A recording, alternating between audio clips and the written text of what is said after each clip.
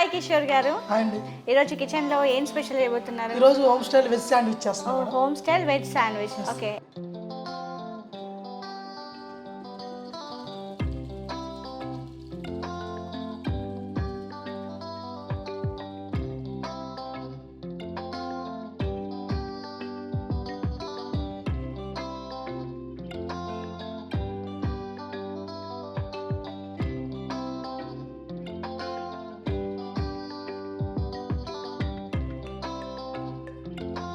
ఎలా చేసుకోవాలి దానికి?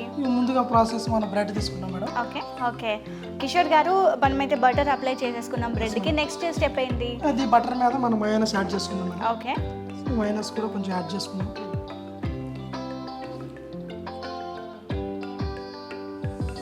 మంచిగా మయోనస్ దీనికి కూడా కొంచెం యాడ్ చేసుకున్నాం. సో మైనస్ అయితే చాలా టేస్ట్ ఉంటుంది ప్రతి ఒక్క ఐటమ్. ఇది నాన్ వెజ్ ఉంటుంది, వెజ్ ఉంటుంది. వెజ్ కూడా తయారు చేసుకోవచ్చు, నాన్ వెజ్ కూడా తయారు చేసుకోవచ్చు.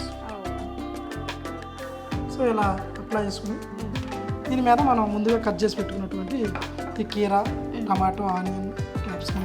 Okay. So step by step పెట్టుకున్నాము.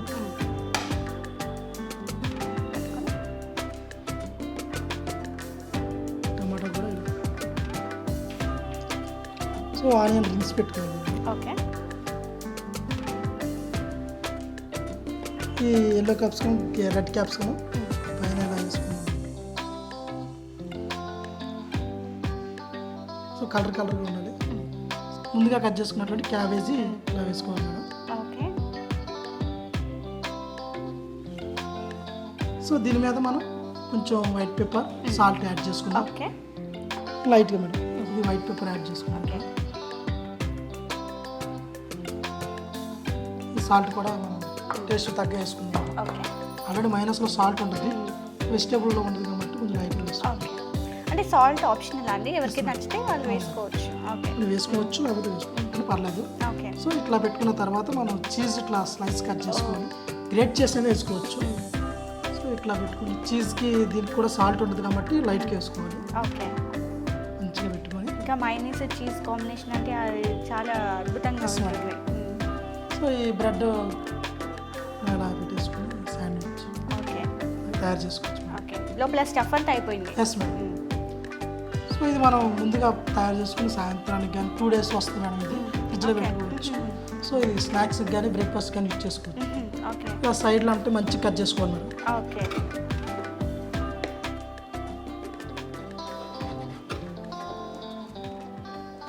సో ఇదంతా లోపల స్టఫ్ అంతా పెట్టాక సైడ్స్ అన్ని కట్ చేసుకోవాలి నీట్గా. సో కొంతమంది ఇట్లా కట్ చేసుకోకపోయినా తినేస్తారు ఎందుకంటే కొంచెం ఇది కూడా టేస్టీగా ఉంటుందని తినేస్తారు మేడం. సో ఇలా కట్ చేసుకుంటే బాగుంటుంది. సో మంచిగా ఇలా మధ్యలో కూడా కట్ చేయాలి. ఓకే.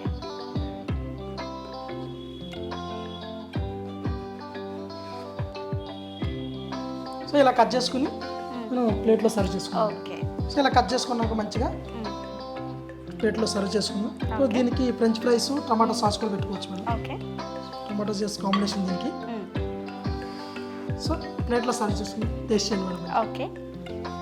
సో చూస్తున్నారు కదా, వెజ్ శాండ్విచ్ అయితే రెడీ అయిపోయింది, హోమ్ స్టైల్. ఒకసారి టేస్ట్ చేసి ఎలా ఉందో చెప్పేద్దాం.